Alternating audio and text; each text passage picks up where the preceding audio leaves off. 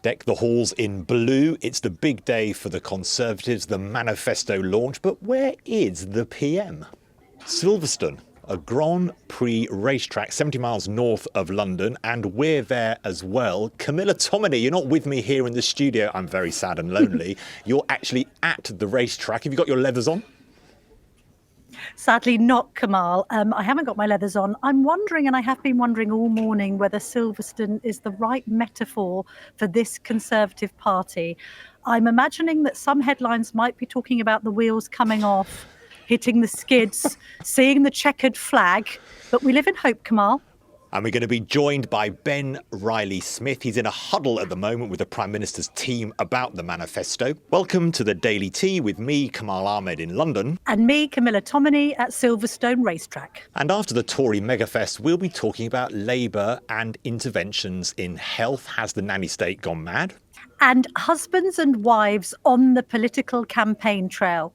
Kamal will be discussing whether they can be a help or indeed a hindrance. But let's kick off with Silverstone. It's always quite dangerous wherever you try and turn up to do these big events. Obviously, we've had Rishi Sunak at the shipyard in Northern Ireland, which built the Titanic, obvious metaphor there. I remember the 1997 election campaign with John Major. I think it was day one, and we were all out on the campaign trail with him. And he went to a Formula One factory which produced the car for the Formula One racing driver David Coulthard, and he arrived and the car had no wheels on it. And of course, next day's headline for John Major was "The wheels have come off the Tory campaign." Well, I'm sure we won't be able to resist many more racing puns throughout this podcast, so do stick with us. But let's kick off with the Prime Minister's actual speech and a little bit of what he said. He started almost with an apology about some parts, at least, of the last 14 years of Conservatives in government. Kamal, before we get into the substance of this, can I also just paint a picture of how journalists have been treated here this morning? I mean, I'm not one to complain, and I appreciate the world's smallest violin is playing for us, but we've obviously schlepped up to Silverstone, which is some distance for people in London, quite early in the morning. We've arrived here. The conference hall is behind me. I'm just sitting now in a big media room where everyone's seated at tables with their laptops. I sort of arrived thinking, well, thank God I can get a couple of croissants, to carry us through this momentous day. I speak to the lovely ladies who are doing the teas and coffees here and said, oh, isn't there any food? I was a bit spoiled yesterday at the Liberal Democrat manifesto launch, Kamal, where we had fresh fruit and freshly baked goods. I mean, bearing in mind that it is a good idea to win journalists over at the head of an event like this. Always. I mean, just keep journalists' stomachs filled so they don't get hangry. Anyway, no food. So I said to the cateress, you're joking. And she said, well, I'll let you into a little secret. We did say to the Conservatives, we're quite happy to serve food.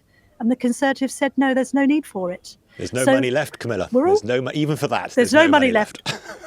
The country's skid. So just to give that as the backdrop, everyone's starving, hungry. I've just managed to get a handful of peanuts from a fellow Fleet Street colleague, which has tied me over for this podcast. Also, there's quite a lot of excitement here, but it's not about the manifesto launch. It's about the fact that Brad Pitt is here filming some sort of Hollywood movie. So although Rishi Sunak thinks he's the main event, I keep on seeing journalists try and go outside and have a look at the track because we're all desperately trying to see this, let's be honest, Hollywood hunk playing the role of a racing driver. But I'm not blind to the fact that people are frustrated with our party and frustrated with me. Things have not always been easy, and we have not got everything right. But we are the only party in this election with the big ideas to make our country a better place to live.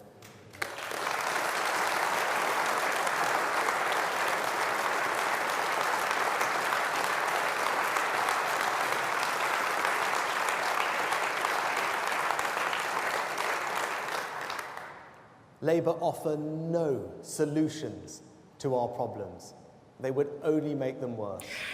So, Kamal, just to set the scene here, I mean, it's really a bit of a day of contradictions because we've got the Prime Minister sort of behaving as if he's a Formula One politician, ahead of the race.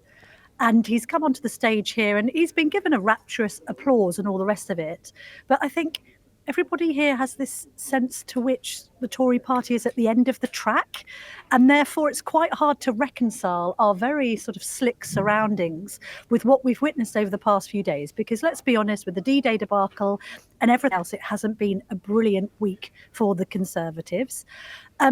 I think the expectation here was very high that he really needed to pull a rabbit out of the hat because of the threat from reform, because of the threat from the Liberal Democrats, which we spoke about on yesterday's Daily Tea.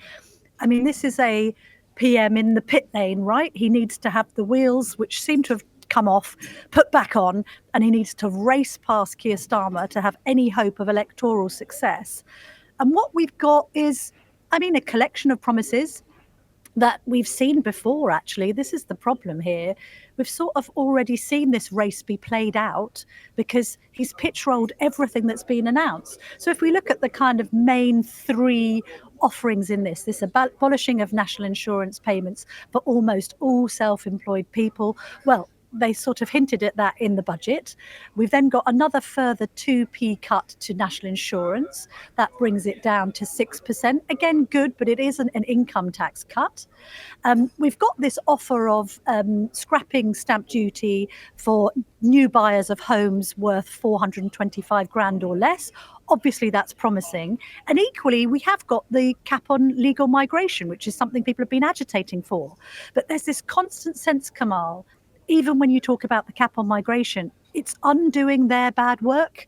You know, it's 14 years of high taxes and now a manifesto trying to reverse them. It's 14 years of high immigration and now policies trying to reverse that.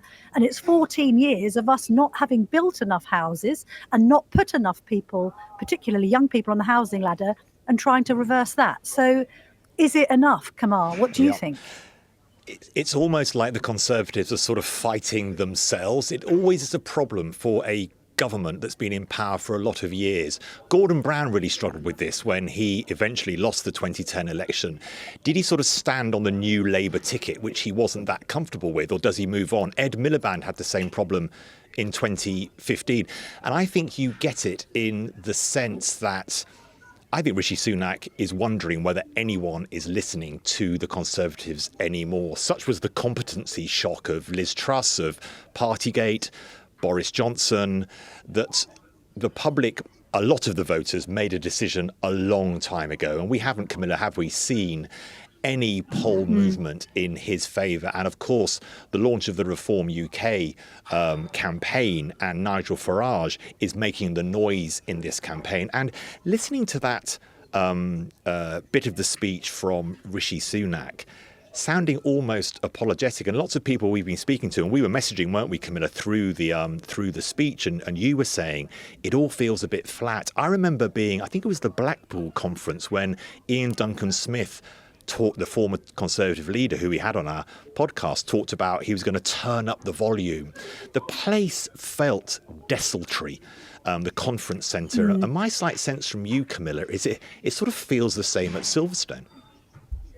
Yes, I mean, certainly I think the kind of Rishi fanboys and girls are still there applauding him, giving him a standing ovation and all the rest of it. But there's an end of days feel about the whole scenario.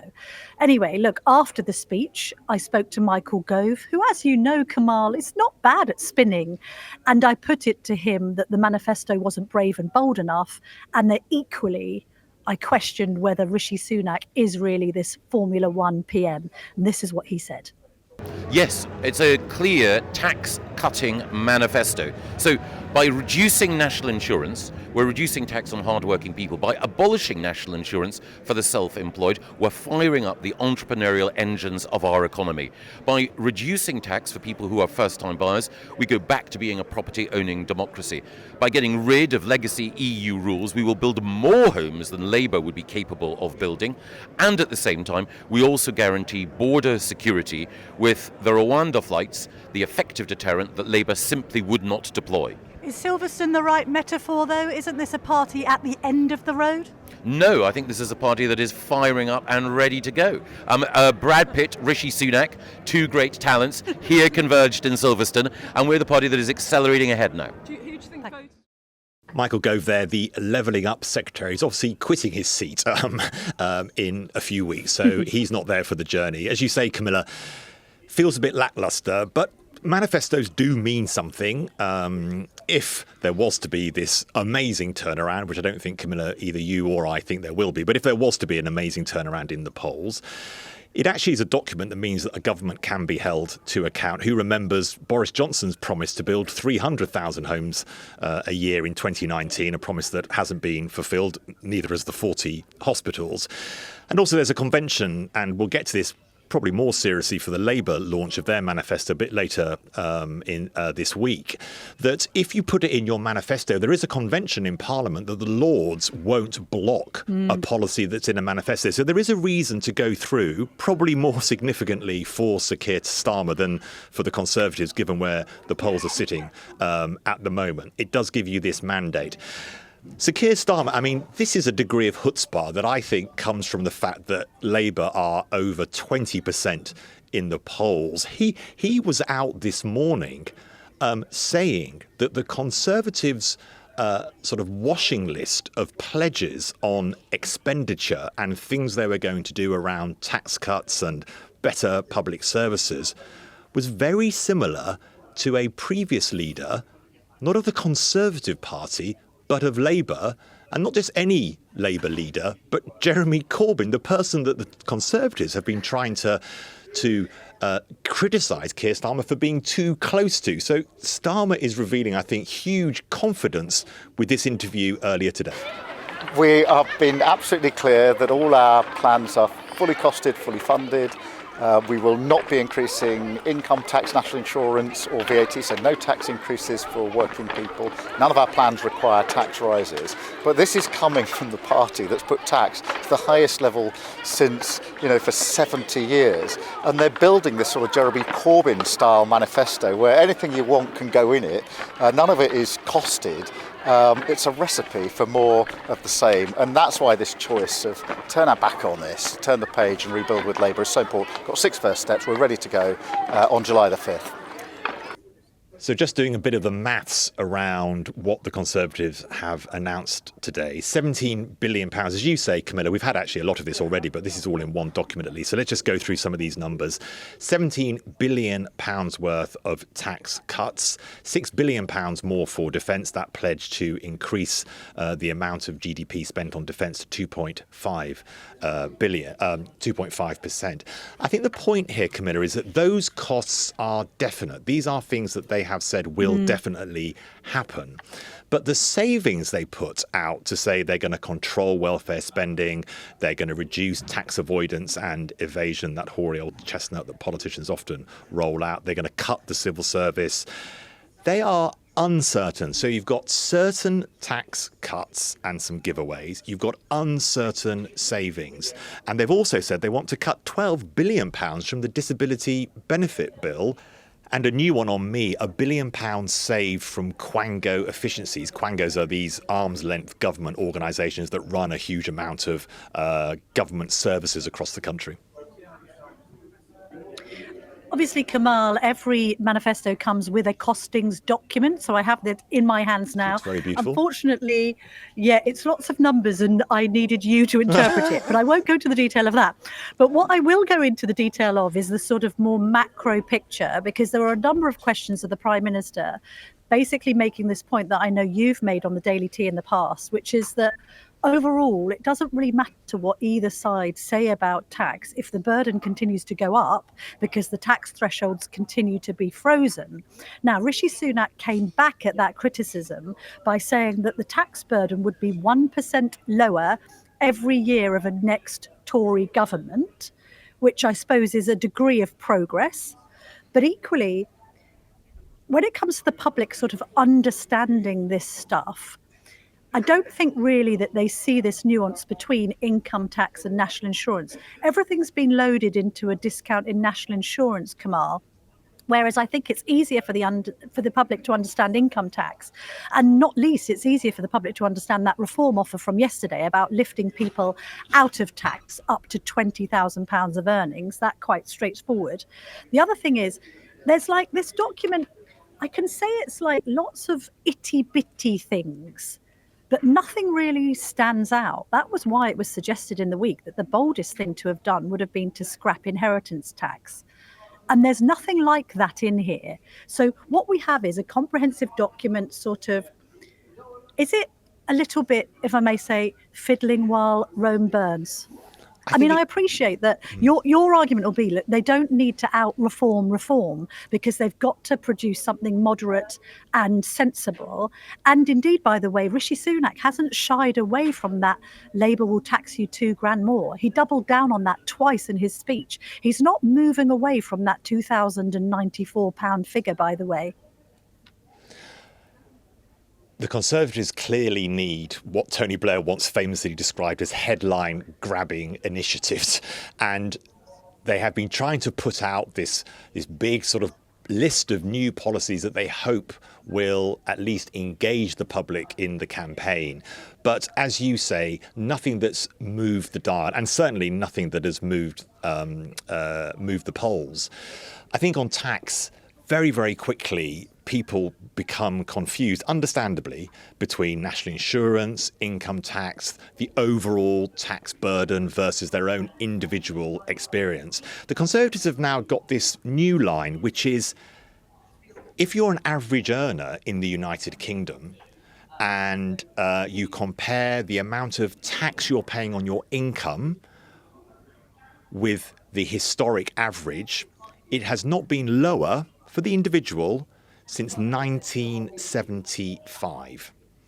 Now, that is because in 2010, actually, David Cameron and George Osborne raised the tax threshold at which you start paying income tax really quite rapidly. And also we had the national living wage. So we had this section of the Conservative record, which was actually quite positive for tax. But since then, we've seen taxes, particularly for the higher income groups, increase enormously. And also we've seen a lot of increased tax on business, like corporation tax. So we've got to a situation where, yes, for that individual, the tax burden has reduced, but actually the overall tax take is huge. And the problem for the Conservatives, I think the public have heard the overall tax burden more than they've heard my actual individual tax take. And it seems remarkable to me, Camilla, and we've spoken about this a couple of times, that the Conservatives are in such a mess. Rishi Sunak says he's a Thatcherite. The Conservatives are in a mess on tax and spend to such a degree that Labour are very easily able to attack back. And also, by the way, it's a double whammy for the electorate, because not only do they feel that they're paying more tax, they feel that they're paying it for services that are failing them. So I think we can all agree that, if you're going to pay tax and your roads are going to be pothole free and you can get in and see your NHS doctor and dentist and you're not having to wait very long to have an operation and the schools are all firing on all cylinders and everything's, great and rosy, then that tax burden, that amount of money that we have taken from our pockets every month and given to the exchequer, that feels palatable. When we're saying to people, you're paying less for more, not so much, Kamal. Exactly right. And Ipsos, the polling company, put out a really remarkable chart today, which revealed that public satisfaction, and this is for public services users, satisfaction of the people that actually used the NHS, went on the railways, parents of school children, the people that actually used, that has declined so markedly since Tony Blair was in office in the late 90s and early 2000s. It has declined every year in every service, from libraries to schools to hospitals. And this idea of what I've described as the competency shock. I'm interested, Camilla, you're right that Reform are eating their lunch on one side of the plate, with they are more radical, more aggressive. And also on the other side of the plate, what are Conservatives usually trusted to do? Run the country competently and make sure that public services, are passably good. And they have not managed to fight reform, as you say, with some headline-grabbing initiatives. And they've also not said, yes, but look at satisfaction ratings for all these public services. And I think those two things are showing why Rishi Sunak and the whole Conservative agenda is really failing to move the dial. Now, next to you, very excitingly, has arrived a besuited Ben Riley-Smith. How lovely to see you, political editor. I put my tie on for the special occasion. Ben, we have to be a little bit like Live Aid and gather around one microphone if you don't mind. You have to lean in. We're going to be too quiet. Okay. I'm the Bono and you're the George Michael at this stage, Ben. Okay, I'll take that. Immediate reaction to what we've witnessed today. Well, is it a game changer? I'm not sure it is a game changer. That's instinctively when you feel the scale of the announcements coming. I think one of the issues is they've dragged forward so many policies that were in the manifesto and announced them in the last 2 weeks. Yeah. It's quite rare in a campaign. Normally you have this one big bang manifesto launch. And now they've been trying to change the polls in national service, protection of the state pension and no tax on it, things. It meant there wasn't huge amounts of big reveals. No. What did you think of the Prime Minister's demeanour? I did ask the Health Secretary, Victoria Atkins, this question, and we'll get her answer in just a moment. But what did you think? Because I felt the atmosphere was quite flat. He looked pretty tired. I mean, he's had a terrible few days, let's be honest. The Cabinet were doing a good job of sort of trying to gee it all up. But I've said to Kamal earlier, I feel it's a bit end of days-ish. What's your impression? Well, I think being in the room possibly didn't help because it was so cavernous, that room. You couldn't quite see it on the TV cameras. And so actually it was a relatively small number of people. And whenever the Prime Minister leant in with some rhetorical blow or some tee-up or some joke, the reaction was from a small number of people in the audience. So possibly in the room, it didn't feel like it had this kind of huge rabble-rousing impact.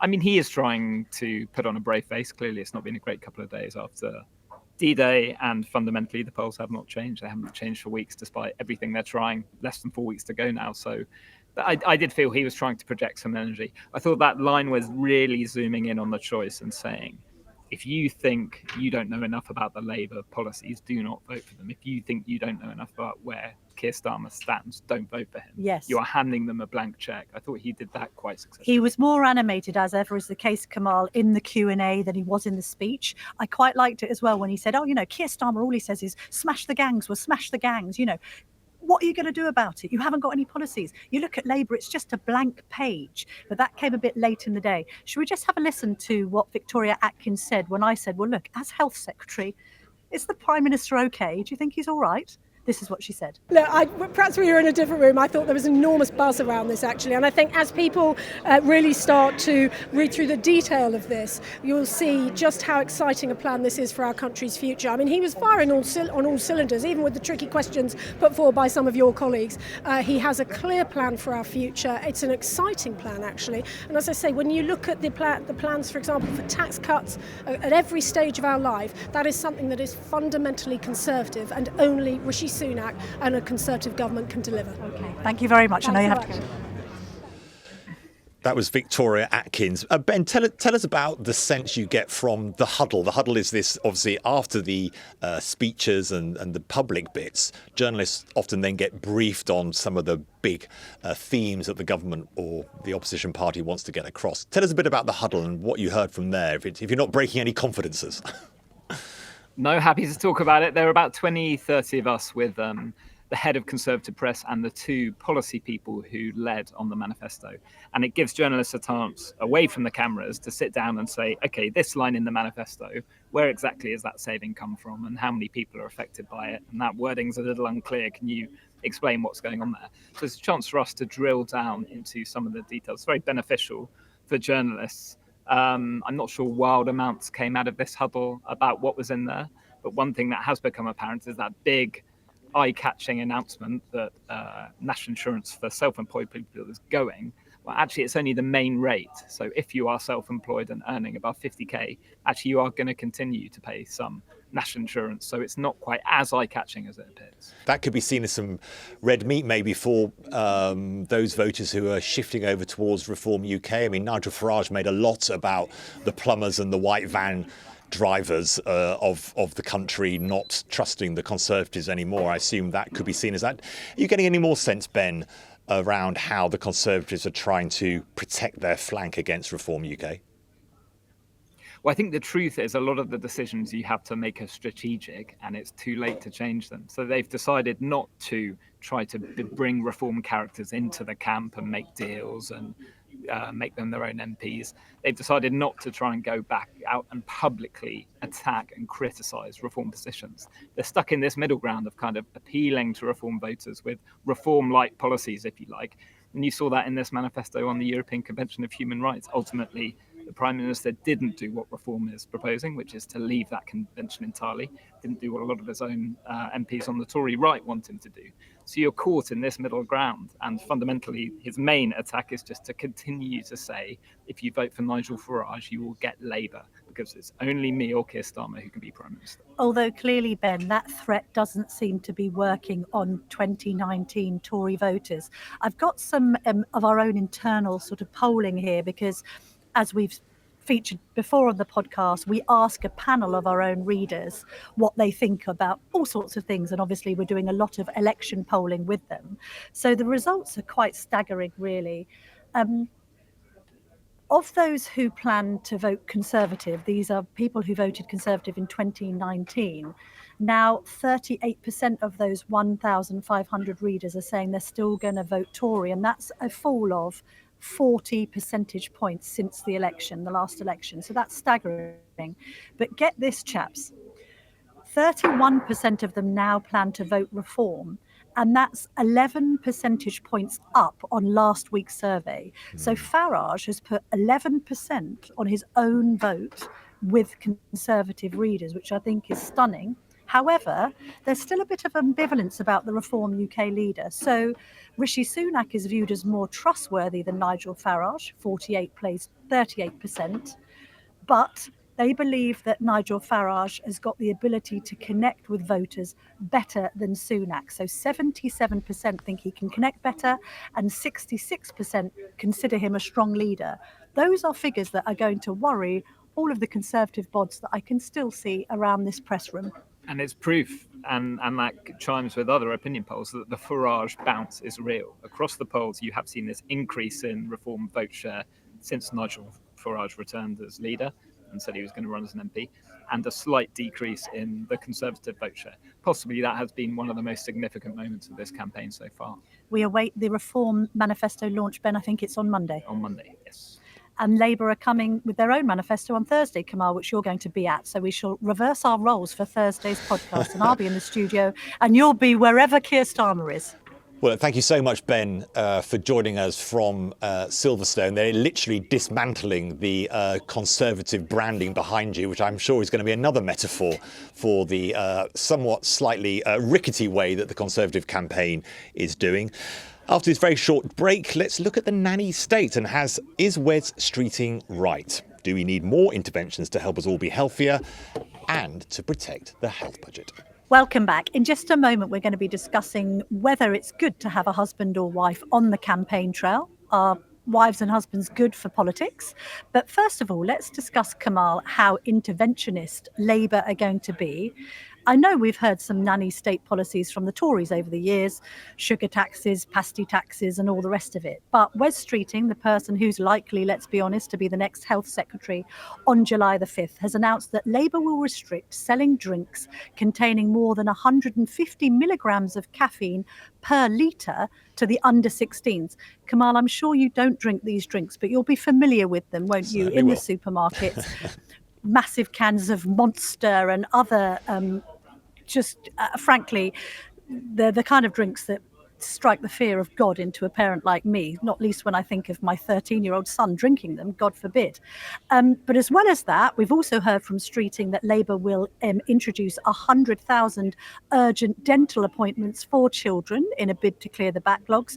And that, of course, comes after Labour suggested that children should have supervised toothbrushing, which I did write a column about at the time, because I did say that if parents can't get their children to brush their own teeth, then something's gone very, very wrong in the UK. Clearly, Labour have made a decision that the maybe slightly more traditional British view of the nanny state has sort of run out of road, that actually people, maybe after COVID particularly, people now expect far more from their politicians. I was reminded of a very funny quote. I think it was in The Economist when they were writing about this. They said, "Nothing annoys a certain type of Briton more than the government standing between them and a painful death." So if you think about things like bans on smoking in public places, seat belts, cycle helmets, they've all sparked this nanny statism gone mad type of theme in some of the conversations. And with the ban on vapes, with the Rishi Sunak plan, which obviously had to be abandoned because he called the early election, to ban smoking if you were born after 2009. As you say, Camilla, the sugary drinks tax as well, brought in by the Conservatives. Both parties, and this is the kind of thing I think that does irritate reform voters and the Nigel Farage's approach to politics, both parties have decided this stuff works, that the public want more intervention. They can see huge bills for the NHS on things like, poor health, and also that dental care in particular. I think it's now the highest reason for young people to go to hospital is to have operations at a very young age, around about 5, on rotting teeth. And the public are getting to this stage now where what they see as the public health problem is bad enough to think, let's put nanny state aside, at least for the moment. I know, but then there's a difference between nanny state and putting in measures that make sure that children are less obese. Okay, we've got an obesity crisis in this country, but I think telling people what to do and banning things are two different things. We can give children good advice. Also, by the way, Kamal, what happened to children making mistakes and learning from them? I don't want my son drinking half a litre of a drink that has got the equivalent of, I think, 14 teaspoons of sugar in it, and more caffeine than you and I, at a Conservative Party campaign launch. But at the same time, he's got to make his own mistakes and realise that if he drinks that stuff, he's bouncing off the walls, and then think to himself, "Oh, I'm never going to do that again." Also, this idea as well, I think, Streeting's being a bit short-sighted on kids. He's talking about not having as much junk food advertising on primetime TV. When's the last time you knew of anyone under the age of 18 watching terrestrial telly? Yes, I mean, you want to ban this stuff. Yes. It is a bit. Parents are more worried, by the way, about, the pernicious nature of the stuff that their kids see on social media and the damage that does to their mental health, let alone anything else. Also, you say, do people want it? Shall I just read out a few reader comment reactions to this policy? So Thomas Pelham told us, so the capacity to vote for the future of the country and the capacity to decide which sugary drinks are suitable both manifest at 16. Good point. Diana Green said, I can't see what's wrong with banning. Oh, hang on, no, I won't say that one. Somebody just calling themselves TL, a bit like J-Lo, one assumes, says, how will this be enforced? Proof of age for purchasing a cup of tea or coffee both contain caffeine, which I think is an also very good point. Although Diana Green is in favour. She says, I can't see what's wrong with banning their sale to kids. They are just a bunch of processed chemicals implicated as cancer-causing and should be banned completely. Have you ever had one of these energy drinks, Kamal? I think I may have had a Red Bull, for example, though I don't think that's quite what they're talking about here. I've never had one of those huge ones. Louisa Wells, our brilliant output editor, in the discussion we had this morning about this at our editorial conference on supervised brushing, she wondered whether a civil servant would be sent to everyone's bathroom in the early morning to make sure that little Johnny was brushing his teeth in the correct manner. I'm not sure that West Streeting quite means that, but it can send over this rather odd signal that the public can't be trusted. I think, though, that the polling has changed considerably from where it was. It was Ian MacLeod, actually, the Conservative MP in the 1960s, that first used the nanny state attack. And what was that for? That was when we introduced the 70-mile-an-hour motorway speed limit. So this has been a long debate. I think that Wes Streeting, and Labour aren't doing anything without focus grouping this stuff, I think he's heard an undertow from concerned parents on health. I think, though, you're absolutely right that there'll be other things in the manifesto about social media, phones, use of phones. Let's really drill down for the Labour manifesto. How many things will they tell us are going to be banned or curtailed? Should we talk about husbands and wives and whether they're a good thing? I used to have quite a little thrill back in the day, Kamal, by seeing Philip May, Theresa May's husband, in our local pret-a-manger, because I think he used to work around the corner from Telegraph HQ. So I quite like to just spy on him, see whether he was buying an egg and cress sandwich or going for one of the more expensive salads. Do we think, because we've seen Akshata Murty on the campaign trail, and indeed she was in the speech today, although she didn't do what she did at the Tory party conference, Kamal, she didn't take to the stage and speak up in favour of her husband, but she's been on the campaign trail, and yet Keir Starmer's wife, Victoria, has been notably absent. Clearly two very different approaches. Keir Starmer's made it really clear that his family are private, and even though he is very likely to be the next Prime Minister, he wants it to stay that way. We saw Victoria Starmer very briefly after his conference speech, the Labour Party conference speech last October, but very little since then. She is an NHS worker. They live in North London. Unsurprisingly, Camilla, quite near me, of course. I know you know that. Funny that.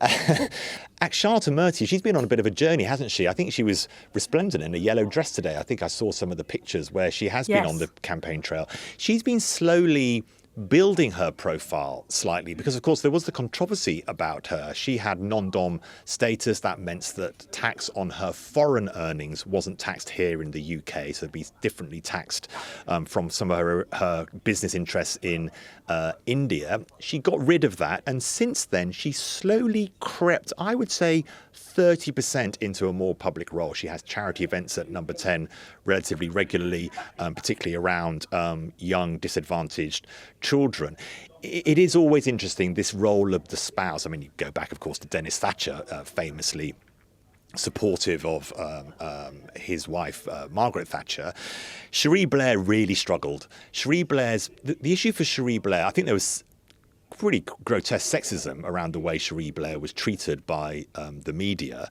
A lot of the media, of course, weren't fans of Tony Blair either, and Cherie became a bit of a proxy for attacks on when he was Prime Minister.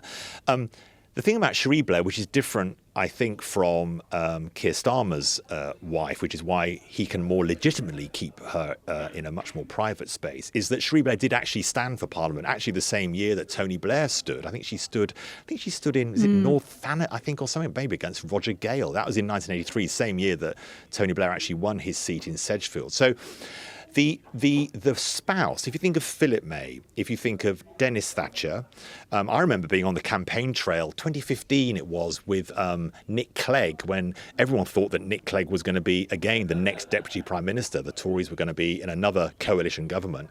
And Miriam Gonzalez Durantes, his wife, who is a very well-renowned, highly respected lawyer, she made brownies for us all on the bus regularly, and little delicious Spanish snacks.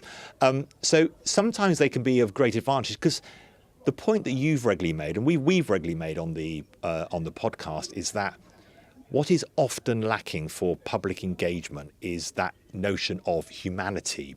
And a couple, whether that's your partner, your wife, whether you're in a gay couple, whatever it might be, a couple shows a degree of difference and normality to, the voter.